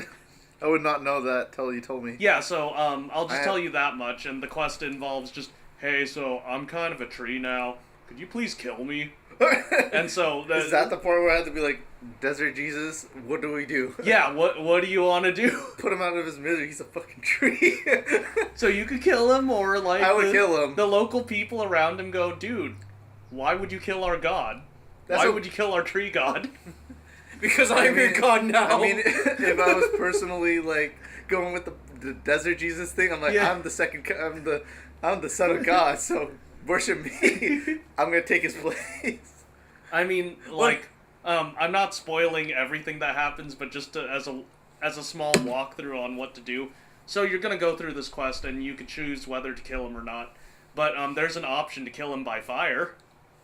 That's an actual quest option. I'm just gonna give him radiation until he dies. Tell me we put stuffed animals around him, and then we just cry about him before. No, I mean you either just I know what you're saying, but what's he even referencing, dude? That's a Made in Abyss reference. Oh God. But anyways, no. So you either find him and you kill him, or you set him on fire and he just screams to death, and then that's the easiest way to solve that problem. You know, I feel like someone coming just into Fallout 3, you didn't know the guy was a person or walked around, I feel really confused in the game. Hey, like, I'm a tree, like, how you doing? Whoa, this guy's a tree, like, hold up, like, do you guys see this? Like, this guy needs serious help. Was he a person? I would not know that until I played it. Yeah. Thank you for telling me. Does he walk around on, like, 2 legs or something, or no? No, he's just a tree with a face in it. Oh my gosh, so he is the great Deku Tree. He's basically the great Deku Tree, but... That's what I thought. I'm like, dude, this is creepy. So he's just gonna be like, hi, I'm Harold. I'm sad. Yeah, basically. This tree life isn't great. Birds shit on me, and people just keep taking my twigs and fruit. Hey, so, like, can you go find this thing and then destroy it? Because if so, I'll just stop living. Maybe I would just, like, drop, like, 5 bottle cap mines around him and he just, like, moves or whatever. What will happen then? Oh my god. You know, I don't know if you could kill him, ahead of time? Yeah, or if you have to go see, because, like, the way you kill him is you seek out his heart. Oh. Sounds silly. So you have to either seek out his heart and then destroy that, or you just set him on fire and the tree will burn. This is so interesting. Like, that game has so many, like, twists and turns. I'm sure the whole series has that kind of deal going on with Well, I know with 4, it's, like, a lot more expansive, though, right? Kinda. Like, okay, so, New Vegas, I'm just going in progression. Mm-hmm. There's still the karma thing of, like, you're a good or bad person. Yeah. But that's less, important. Uh-huh. The more important thing is the political factions. So, who you're hanging out with? yeah, so, I'm accepted by this army, but I'm hated by that army. Okay, that's cool. I like that idea. And so you, instead of choosing, do I want to eat babies or save the orphans? There's never a neutral choice. It's like, I'm just gonna go back into the wasteland. Yeah, so instead of doing that, it's, One of the you could be evil or good, but do I want to help this faction or that faction? Because it's not the good or evil. Yeah. It's who you're helping. Yeah, and then they do the same thing in Fallout 4, where it's just, do I want to join this faction or that faction? I mean, in 3, they kind of touch on that with, like, which people you're siding with. Yeah. With, like, the Talon, Talon mercenaries. Mercenaries, or, I have them hunting me down all the time, but they're sorry suckers. Yeah. They end up in the ground No, faster. they're free armor. Yeah, they're their own thing. They're the company that gets hired by, like, mercenary work. But, I mean, that game has been a lot of fun. I'm gonna go pee. Okay, yeah, no, so... You guys talk about something else. That's Fallout, but, like, other than that, I've been sick and I've been watching anime, so... I see. What animes? I mean, other than Cells at Work. I've been watching Cells at Work and, like, Overlord 3. Like, what have you been watching? Wait, so tell me that your platelets were your platelet toddlers inside you were feeling very terrible while you were sick. I'm going to assume my entire city inside me was feeling terrible. I was just wondering because I feel like Cells at Work reminds me of like that Inside Out movie, but just better. I don't know. No, it's Japanese Osmosis Jones. Like, oh, that movie, that makes sense. Yeah, it's Ozzy and Drix. Oh yeah, I remember. Oh man, that movie's that's been so long. Put the hip to the hip and the words to the lip. Did you ever watch the animated series by it? Because I watched it when I was a kid. Yeah, Ozzy and Drix. No, I haven't actually. I saw like the pilot episode when it was premiered, but yeah, there was like I didn't follow it. I didn't follow it fully, but it came on Saturday mornings, so it was like all animated though. Anyways, enough about. Like, Yeah. I guess I was reading light novels. If you want me to go on and on about like Spice and Wolf, but Fun. that's 14 No, that's hang on, 17 plus 2. So that's 19 volumes of Spice and Wolf. That's funny because I just got sent like a friend of mine was like, "Hey, that link's broke into those light novels you want to read. Hey, here's a link again in Spice and Wolf's in that category of stuff." So I'm like, "Okay, I'm about to go read it when I get home." Good. Yeah. Do you want to read about medieval economics and possibly about the church reformations? No, it's all about Hollow's butt. You fool! I'm joking. It sounds. I need to really watch Spice and Wolf because I keep hearing really good things about it. Why is this kid a fool? Cause I did the joke on him. Yeah, no, I was talking about Spice and Wolf, and he's like, it's not about economics or the medieval church, it's about Silly Hollow's fool. butt. It's always about the economics. What are you there for? Furries? Indeed. Indeed. Actually, no, I shouldn't even say that. Okay, so what have I been doing? Other than suffering through this last college class, which I won't go into detail because it's just absolutely horrible. I've been watching a lot of anime. Been keeping up with My Hero Academia. Apparently. Yeah, have you caught up yet? Mm-hmm. Did you watch today's episode? I didn't know one came out today. Okay, I won't say nothing, but I heard people are getting in a pissy fit about the next week's episode, which is like I don't set it up for like a really bad cliffhanger or well yeah that and like development. Not just that, they decided to put. I mean, do you want me to say anything or no? They decided to put a filler episode for next week's episode, and that's rare. That's just My Hero Academia has been having a good pace. We're like in the middle of like a testing assignment. Yeah, there's literally a filler episode. They make it fun where it's like They have to. anime original episode, and it's literally about like, can heroes save with love or something?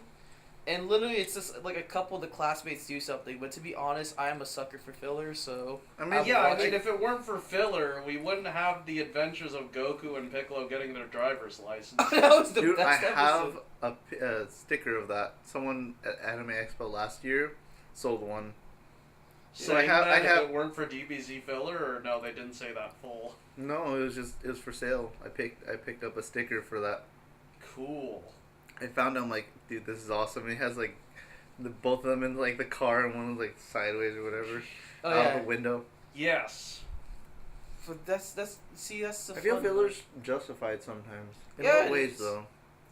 Well, it's because it's fun. Like just take it as face value. It's like I know it's not progressing in any way, but filler's fun. I mean, My Hero Academia kind of needs it a little bit because It kind of does. Because I feel like you go from story beat to story beat to story beat, and you kind of get exhausted. Because like in this latest arc, it's just been, oh, we're taking the exam arcs, and it goes pretty slow. Is it the Chunin exams? It is the Chunin, and that's what I thought. Chunin In my head, I'm like, you gotta get a license like- to be a hero. It's like the Chunin exams meets Fortnite for the first half, and Battle Royale. then the second half it's oh hey, we gotta go save people, but now a killer whale is attacking. That's that's a spoiler for me. Sorry. I mean, I think fillers are super important because it lets you see interactions between characters that you won't normally see in a story. yeah. Like in a exactly. story, they're focused on their goals, Yeah. but in a filler, you really see what these characters are about. And Same world, but just supplemental material. Yeah, so in a sense, it's also important. It doesn't really feel like filler. Mm-hmm. Like, there's filler that doesn't progress the story and doesn't develop a character. That's where I think that filler sucks. But in Boku no Hero Academia, they've been, like, fighting for, like, I don't know, 7 episodes now? Yeah, it's like it's just been so long, and I'm like, okay, I finally a little break, you know. Like, let me enjoy these dang characters, because I love how they act with one another. Yeah, and that's what next week's episode is, and I'm looking forward to that. I'm cool with that. Yeah, I'm cool I don't with care it. if you really want to know what happens next in the story, go read the manga. We are definitely dating this Those Guys podcast episode real hard. I'm joking. This is great. But no, I totally agree with you, Shreddie Eddie, about filler episodes. Like, I think it's just a balance. That's really it. I think that's just like, preference on what you think is a good filler or not. But let's see. But My Hero Academia has been inspirational in helping me through this college class. What's been really turning my brain off is this one called Harukana Receive, and it's about and it's just Yuri Undertone's beach volleyball. It's just basically Dead or Alive beach volleyball. The show. Please It was a tell me beach it volleyball begins game. with the actual opening to DOAX. I wish it did. Was that really a thing? Like, they just had volleyball opening for... For DO, No, there was Dead or a Alive. Dead or Alive game where it was nothing but just the the girls female characters from the fighting game just going to a beach resort and you play volleyball. But they're gonna punch each other in the ring in a few moments. No, they it's don't. just Oh, volleyball. it's just volleyball. It was... Oh. It's Well, that's fun. and then There are mini games like Keijo. yeah, there's a Keijo game too. But don't get me started about that DOA rant. But anyways, the Harukana Receive, fun show. I like it how they have two Americans that are blonde, and Claire, and the one, her name's Claire. She's the best girl because she's like Mako and Kill la Kill. from Kill la Kill. Oh, Mako's really nice. She's goofy, but at the same time focused with her principles of friendship.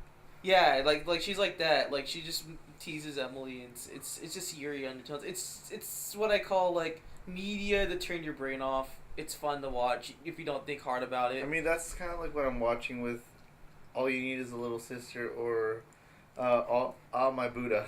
Yeah, I'm going to talk about that because I found it randomly the other day, and my friend's like, I'm sorry I showed you Yeah, this. how did you find that? Okay, How did you find this? I found it long time ago on a website called Vio. So, coincidentally, because it starts with an A, I found it in like the A to Z list, right? Okay. And I've tried testing on my Xbox One that I got recently, and we were checking out this free cartoon site, Yeah. streaming site, and Buddha was like amongst a few of them. I want to watch that. Like, go back to that and we'll watch that. Okay. It was only by pure coincidence that I liked the artwork. I like the artwork in general. Same with All You Need Is a Little Sister, although the premise is very, very weird. Yeah, with a title like that, I would expect it to be very weird. You know it. I mean, oh god, I don't want to go into it. Other than the guy is just a siscon, and he writes manga for it, and that's it. So it's like Bakuman meets Oreimo. Oh my gosh. More like Bakuman meets Aramanga Sensei. Oreimo, Bakuman. No, it's because Aramanga Sensei was among the recommended list. They joked to saying that shows like memoirs of the Aramanga Sensei author. So like. Anyways, but it was funny in general because one girl's like super direct about like sexual innuendos. Yeah. And like just like, you know, we could just get naked right now and do stuff or whatever. And it's just really direct. really blunt and funny. Yeah. I thought she was the best character, to be honest, from that show. But other than that, like, you enjoy the show for what it is, and you don't think too hard about it. Mm-hmm. Those kind of turn your brain off moments. That's why I like Haru Kana Receive a lot too. That's like how you feel about that show. I feel about that show too. But I also have an appreciation for beach volleyball as a sport, not because it's cute girls with bikinis. It's because when I worked at my job at event staff, I worked a lot of beach volleyball events. So beach volleyball girls are just intensely awesome. Yeah, well, see, it sucks though. In the college environment, you have to put on, I think, you're allowed to wear a bathing suit, but either it has to be a full one piece or, like, a really, like a jersey and shorts. So it's not as great as the anime. Yeah, so it's not as great as, like, actual beach volleyball where you're in bikinis and swimsuits and stuff. In college, but I'm disappointed. Yeah, but hey, those were fun shifts. All I had to do was like shag balls, which is like I think the other stuff I've been watching is just because the reason why I'm watching it in the first place is I've run out of stuff to watch. Mm-hmm. I'm watching Violet Evergarden. Okay, how is that? It's all right. I'm only in episode 2, so nothing interesting has happened. I know there's more stuff to it. It's more serious than everything. Well, no, it's because everyone who I've spoken to is a Fate tard, and so their response to me is just, oh yeah, it's PTSD, Saber. It's just Saber. And she's just like, hello, I'm Saber. I type things. And that's all it is. I think the only time I come across any Fate Violet Evergarden like references is in a meme where it's like, I'm not Saber, I'm the girl from Violet Evergarden What's or whatever. her name again? I don't know. Her name is Violet. Oh, thank you. Gosh. But essentially, I've been watching the new Steins Gate Zero. Okay. I've been watching that. And then Boku no Hero Academia. That's it. Oh, okay. So then that's why I picked up All My Buddha and All You Need Is Hey, I got a show for you. Go watch Needless. Oh, please! Oh my gosh! Does it fall within any of those categories that I've described? Yes. That's do you why. like Gurren Lagann, but Yeah, more I do. ridiculous? Tell me more. Oh boy. Oh So boy. this is the story of a post-apocalyptia where nuclear war already happened and humanity already rebuilt. Fallout 3. What can you say more? Well, you start out in a Do I in a start in a wasteland vault? called the Hole. It is a vault. No, it's not a vault. It's like outside the vault. Oh, so I'm like a reject child that they just Yeah, it's send called out. the Black Spot, and why it's called that is because I remember. Needless to say, Oh my god! yeah, I'm gonna jump off this balcony right now. Hang on. no, it's a Mad Max sort of wasteland, and the entire place is just a crater. So the Black Spot is in Japan. Go figure. Anyways, so you're in a Mad Max-esque sort of desert wasteland sort of setup outside the crater, it's just normal Japan. No, Everything is still normal. And no one's reported this big-ass hole in the middle of No, Japan. remember, it's post-apocalyptia, so everyone rebuilt, except for the black spot, where it's still a wasteland. So they're the outcasts Yeah, of society. so the entire story takes place in the black spot. And the reason why it's called the black spot... Well, no, it's not called the black spot. That's what it is. Okay. The residents of the black spot have quirks, and they're called needless, because who needs these powers? Okay, so it's just like Boku no Hero Academia meets the one area that Meliodas from Seven Deadly Sins blew up and made a crater of. Yes. They live in there, in the black spot of the map, where no one Yes. dares adventure. Inside is adventure of needless people Yes. with quirks. Yes. Okay, so... You follow around a quirkless person called his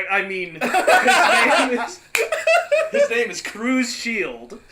He's basically Simone from Gurren Lagann. And guess what? And he's ready to leave the crater to see the rest of the world. No, actually, he just doesn't want to die in the crater. So he's just gonna visit Japan like I did. Yes. Wait, I forgot. Doesn't he have green hair? Yes. So hey. Does he punch things? No. We're gonna play 20 questions. No, it's literally just Simone from Gurren Lagann, where it's not like, I wanna, it's not, my drill will pierce the heavens. No, it's literally just... Screw you guys, I don't want to live here Yeah, anymore. I'm just some guy. Everyone has superpowers and I just don't want to die, guys. So he's like Rock from Black Lagoon. Yeah. Oh my god, you just caught in the middle of the firefight. Yeah, It's and like, it's I'm not equipped with this, leave me alone. All our other main characters don't care his name is Cruz Shield. They just decide to call him Yamada. Yeah, basically. And then that ending disturbed me because it was like so out of place from the other This things. sounds fun. Yeah, go watch Needless. It's great. It's like If I choose to drop either of those shows I talked about, I'll check on Needless. Okay. well, there's a Genevieve. I don't want Grenadier. Grenadier. Cute. any of those. Yeah. Cute cowboy girl with guns. Oh, that sounds like that one orchestra show where they're like not sound Not euphonium. euphonium. Euphonium. What are you talking about? It's I'm called talking about- Brass Kaon. No, Brass Kaon. That is Brass Kaon. No, they don't eat cake. Denied. Oh. A different one where it's like a 12 episode like about like a mobile game, and then they all like have to like. Wait, what are we talking about? 'Cause I'm trying to remember where I'm trying to link this to because it reminded me of like the cute girls in the wasteland or what you said. Well, no, I said cute girls and there's a cute cowboy girl who like walked around feudal It's Japan. called Grenadier. Grenadier. It's imagine Trigun, but replace Okay. Fascist Stampede with a big booby lady. Yeah. Cool. Yeah, cool. Okay, so that reminded me I of like the was- cowboy aspect Yeah. of like this town where the mobile game people live. Yeah. Like they drive tanks or whatever as part of the game. But then when they're off their duty or whatever, it's kind of like Wreck-It Ralph kind of deal. They just kind of like live their lives and have spoopy fun moments for like 4 or 5 minutes, and that's the show. Okay. Anyways, yeah, no, tell me more about this one. Well, Grenadier is like, well, from what I remember watching it with Donnie K the other day while we were in Japan, it was like, okay, I don't think you're gonna. He literally told me, I don't think you're gonna like this. This is very odd. I didn't say you wouldn't like this. I just said that it's middling. Yeah, it's middling. And like, I was trying to give you crap and great things. Yeah. And if it's middling, it's neither of the two. Yeah, because like Falls in between expectation of great things. But see, at least I can tell you, like the spinning girl cowboy meme, like I keep seeing pop You up. found out it's a meme. Yeah, that's where it came from, and it looks like a fun show. It's like, hey, this girl can handle her own. It's not like, oh, help me, It's not like it's like it reminds me. That first episode reminded me of like Slayers, where Oh, yeah. remember in Slayers where it's like you have Amy Rose the Hedgehog's voice actress. Wait, walking- it's Amy Rose playing as, Yeah. Lena Inverse? Yeah, exactly. Dude. Yeah, I'm not lying, dude. It's Amy Rose going through Sonic! I'm gonna go look for gold now! Like this Dragon Slave! Sounds like Scooby or Shaggy from Scooby-Doo. I'm not even trying to voice. That's looking for just what clues. she sounds like. Is she just shouts everything? Yeah. I'm going to the bathroom. It's like, we didn't need to know that. Either way, Jenna Deere, good show. Just go watch it. I'm a simple man.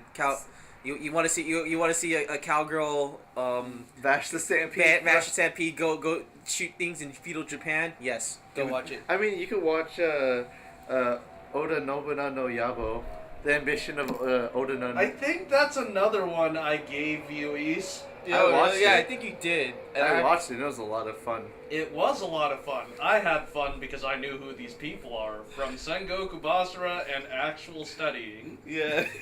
I liked it because the cute anime girls did stuff. Well, yeah, you gave me And that the story one. was cool though too, because it was all about reuniting Japan, because no one could agree on a political system. Thank you, Oda. Thanks, Oda. I learned that without studying boring textbook. I mean, if you Sucker. like, no, I brought it up with the Japanese people I'm working with.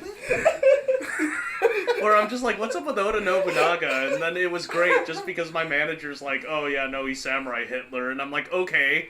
Yeah, he is. He's like, oh, we got one idea to unite I find Japan. it funny how they replaced Samurai Hitler with, like, instead of like the actual figure, it's like a cute girl. Oh yeah, I have a like a keychain over too. Yeah. Yeah. And no, it's not like a full replacement. No, that's More pizza. like the most Yeah. positive light of Nobunaga was just the idea that he likes new things and he wanted to Yeah. both modernize and unite all of Japan, which meant conquering everything. Yeah, this is the only thing that happens in history, right?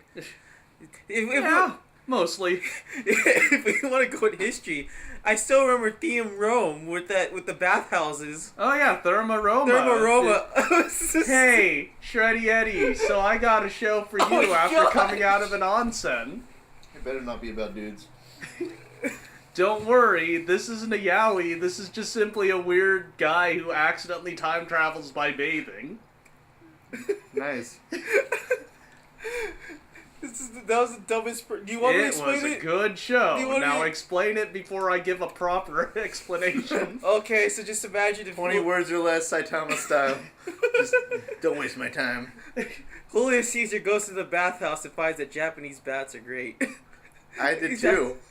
We have something in common. Yeah, there you go. Hey, And then he goes back to Rome trying to make orange juice a thing. he's trying to replicate everything, yeah. Yeah, he's trying to replicate everything, so he's like, takes like, I remember, did he take like a cow and he's like, I'm trying to get this hot milk recipe correct? No, his entire deal, that particular part is after the onsen, you should drink some fruit milk. Yeah. Where it's like strawberry milk. I had milk after my onsen. It was Yeah, great. and so the entire deal is, I'm gonna try to make this fruit milk. Damn it, why is it not good enough? How did these people do that? Modern Not understanding that That's he time funny. travels. It's funny because normally time travel is like, I gotta save the world in 5 minutes. No, I just want to recreate everything I just experienced. Well, the reason why is because the premise is just doop-de-doop, I'm a Roman guy going to the public bath. Oh no, I'm drowning! And then he comes up from the surface and now he's in a Japanese onsen and he's just like, how did I get here? Did Romans have onsen type things? Yeah, Yeah, they did. they had public baths. They did. Oh, that's very nice. I want to go there too. Yeah, Rome sounds like a fun place. Check out Italy. Hopefully they still have them. They should. They should. They have a bunch of volcanoes and hot springs are natural. Yeah, and so like the entire series later turns into he figures out he could time travel, but still doesn't understand it's time travel. He just happens to learn a bunch of stuff. Well, yeah, so he figures out if I almost drown in the bath, I'll just wake up in another place. He doesn't know it's a different time period or anything. He just wakes up and goes, okay then, I'm here. What's up? That's very interesting. Is it a kid like a 14-year-old or like older? No, it's like It's a like a 20 to 30-year-old dude. Yeah. He's an engineer. He designs Roman baths, so it helps him. Yeah, so he's trying to make his baths like the best in all of In Japan. all Rome. of the Roman Empire. Yeah, exactly. Before they fall. I don't know. That's a good goal. Yeah. Yeah. I mean, if that's what you're good at, get good at it. Oh man, you recommend me some weird anime though. But if we want to go on this weird set, I mean, I've been pretty much watching. Like if I want to get out of anime, I've been actually watching television for once. I've been watching this show on FX called Atlanta with Donald Glover. my boy. It's such a good show. It's actually very. It's like take every. He's fantastic. Yeah, he's very good. Like take every tropey African American quirk in movies and just subvert it, and also make it surreal as heck. Because I remember there's this one episode where like, because one of the guys is like he sells stuff for a living, so he goes off, he buys like a cheap like furniture and auctions it off. Oh. I remember like that entire episode was so insane. It reminded me like of like Silent Hill 2. Like where Okay, how? because well that's Silent Hill.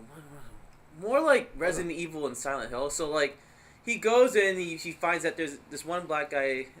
Fun fact: this same black guy plays as L in the Death Note, in the Death Note movie. I still have to watch that. Thanks for reminding me. Yeah, the Death Note Netflix movie. So you have him. His name is Darius. He goes into the house looking for a free piano, and so apparently like this old white guy is like, "Oh hey, welcome to my home. Let me talk to you about like classical piano music," and he doesn't like rap or whatever. Yeah. But he's like, "Let me get you some water," because I guess he was gonna call a butler, but you could tell that the guy's like strange and deranged. Mm-hmm. So he's like, "No, I'm not talking about. I don't have a butler. I'm just calling my pager, right?" Mm-hmm. And so throughout the episode, it's like he's just trying to get water and a piano, but it just gets more dreaded and surreal the more it comes, because it's like he's like trying to get out of the house, and it's Atlanta is like one of those shows that's like you have to watch, you have to experience it for yourself, because it's like take every like it's uplifting black trope and just Rick and Morty the living crap out of it. It's a good show. I mean, I loved his stand-up, so I'm probably sure that a lot of that comedy that he puts into that is probably like that. Yeah, it's because Gambino's a pretty surrealist dude. Like, even his music videos, like, you can totally tell he's, like, sweatpants. No, he brings up some pounds. really interesting comments through his comedy. Yeah. Like at the same time that he created Atlanta, that's what I was watching. So, like, the time that he was working in Atlanta, or, like, a little bit afterwards, he did the stand-up comedy. Oh, yeah. So a lot of what he probably learned there in that show and, like, that humor probably became his stand-up comedy, or shaped it in some shape or form. Well, yeah. It's like, hey, you wanna hide your guns? Put them in cereal boxes. The cops won't know. That's literally what Is that an Atlanta episode? Yeah, it's in an Atlanta episode where I guess like you finally meet the cousin and L from Death Note. Oh, okay. And then he's like, okay, well if the cops come, he's like he pours his Frosted Flakes, and then he's like, okay, cops are here. He pulls out a Glock. I'm about to come out. Cereal's like, look at the surprise at the bottom of this. Well, anything with that with L is like the funniest, because like is he like a Pulp Fiction Samuel L. Jackson? Well, yeah, he's like Pulp Fiction. Surprise. Mm-hmm. Well, he's like Pulp Fiction Samuel L. Jackson if you gave him a lot of weed to smoke, because I remember he did two things that was funny. One, he went to a gun range and brought like a dog. Like a dog target. Okay. Because you know the dogs in black neighborhoods are the same dogs in like white neighborhoods, and I remember every like white person in that entire like gun range was like how dare you shoot? Whoa, you can't do that. that. You can't shoot a dog. Yeah, I mean, and then he's like but they're not the same dogs in my neighborhood. But you can't do that. What are you doing? Just shooting dogs. And then he goes, he's like, "Well, you're shooting a baby," because it's literally like a baby like target. Because you know at a gun range, right? Where they have targets. So I'm shooting at anime posters, so give you an idea. Yeah. So. Okay, so basically, was it a live dog or was it just a picture? No, of it's just a picture of a dog. It's like. Oh my god. It's like one of those like I said, it's like those gun range things where we get the human. Where it's a human silhouette, and it's a dog. It's like Are you're there shooting a rings? baby. It's like, Yeah, like, there's rings. Yeah. There's rings where the dog. It's like, how is that any worse than what you're shooting? Yeah, because I mean, that's what you calling the kettle black. well, they The kick pot calling the kettle black. Have you heard that phrase? Yeah. Where you just like, why does one person do something different that's completely worse than another person? Like, how dare you say what I'm doing is wrong when yours is like 10 times worse? Yeah, it's pot meets kettle because it's funny because that's where the surrealism comes in, where like he has a dog gun poster that he's shooting at, and then here's this white guy complaining about how he's using a dog poster when he's using a baby poster. Yeah, I mean, It's like, what are we weighing? What kind of gold equivalent are we doing here? Yeah. That's like values of life. but any episode with L in it is funny. I think the only drawback is any episode with like the actual like couple, like because Donald Glover has a girlfriend that is not a baby mama, but like a struggling mother. Yeah. Oh, single And mother. a single mother deal, and that gets kind of I mean, grating. Chris Rock and how everybody hates Chris is kind of a surreal, mellowed out type thing. Is Yeah. it similar? Well, it's not, but it's like it reminds me a lot. Ironically, it reminds me a lot of Beck, where it's like they don't play music unless there's a music in the background. So like literally, it's like a very like calming show. So So it's just like moments of cool stuff going on and others just chilling out. yeah, like there's no laughter tracks or anything like that. I need to see it. I just need to see some episodes. It's so good. I'll get back to you on that one. I'll link you a streaming website I'm watching on. Can it be found on Netflix? No, you have to watch it on Maybe. FX. But I feel like it's on Hulu. Everything. Oh, goes on Hulu, yeah, Hulu or Amazon. You can find it on Hulu, I Amazon, think I have Amazon. YouTube. I could look it through there. Okay. Atlanta's a good show. Go watch it. That's my Media consumption. media consumption, because there's like 3 things that made me feel happy during this stupid class. My Hero for inspiration, Atlanta for funny black drama because I was dealing with a lot of angsty white girls, and Hana Card kind of received because boobies.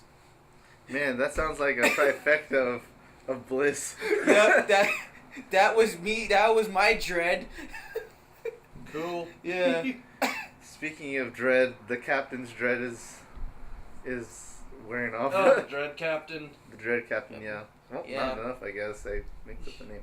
Next time we come over, we gotta drink some more Dread Captains. Yeah, okay. We'll plan a longer stay. But We'll figure it out. anyways, any final thoughts? You want to wrap it up? You feel like wrapping it up? I'm not fully out of wind. Yeah, no, I mean, I could keep on talking. The thing I'm wondering is, like, what is there? Because there's media consumption. We still haven't figured out what we want to talk about for part 3. Usually, or at least what we were planning to do was come up with a discussion, but we couldn't figure out something that was not too controversial. Hey, listener! If you're Leave a still- comment. We'll figure out from whatever you're telling us. You tell us to go die in a ditch, we'll probably figure out how to make that more interesting. I mean, we could bring food, some booze, and die in a ditch with fun. I feel like that would be great. What's the abstract concept of dying in this ditch? What purpose does this ditch have? Does the ditch? Okay, it sounds like we might have something. Well, we'll see how long this will go. We gave it more thought. Hopefully, you guys will leave a comment. We'll have something to talk about for segment 3 next time. But just keep you guys updated. We're finally back. We got our things hopefully sorted out. So Yep. you'll hear us by next week. Well, not week. Next month. Woo! In the near coming future, though, we got stuff that's been recorded over July. So, like, me and Ys talked for this other podcast / radio show called Otaku Hourly. We covered Made in Abyss, and, well, first half's going to be whatever you could find on that radio show. The other half is just going to be us rambling. So you're going to watch just a drop in quality. Look forward to that, though. Cross promotion, everybody. Look forward to that kind of entertainment. And I guess we got what? I'm hoping you get Fallout 3 because you guys are talking back and forth about it like a Zelda thing, so I better get it. I mean, it's like a little mini D&D. Tell us what you did this time in your little life story. Yeah.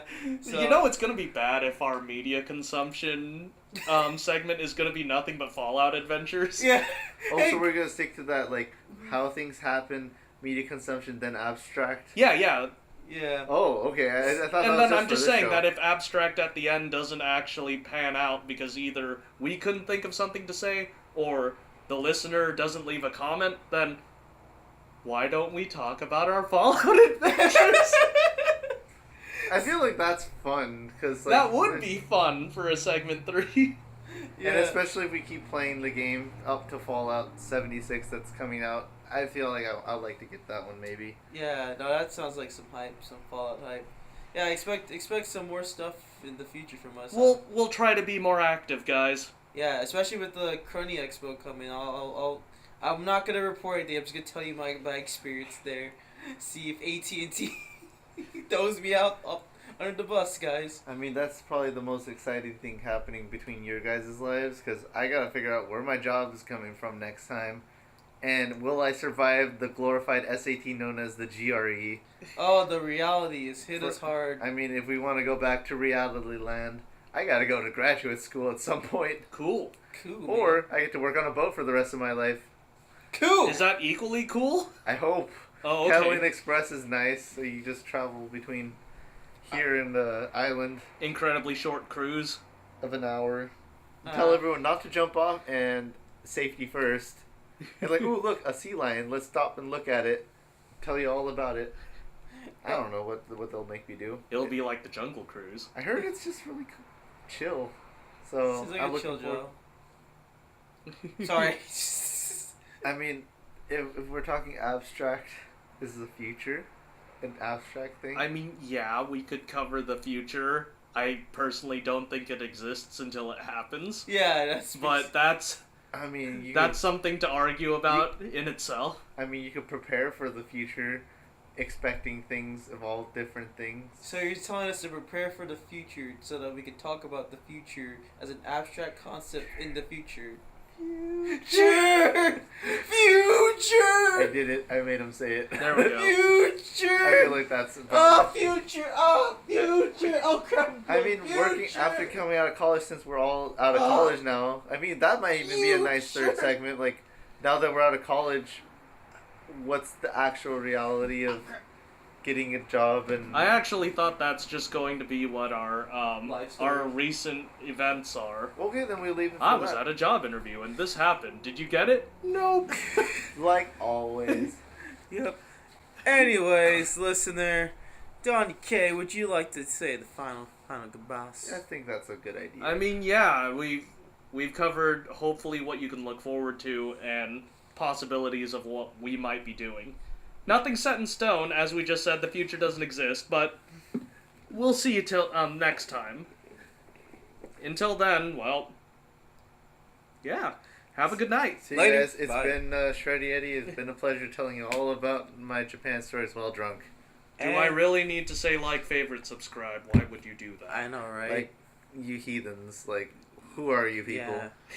This is Issa Long, guys. Nito. Yeah.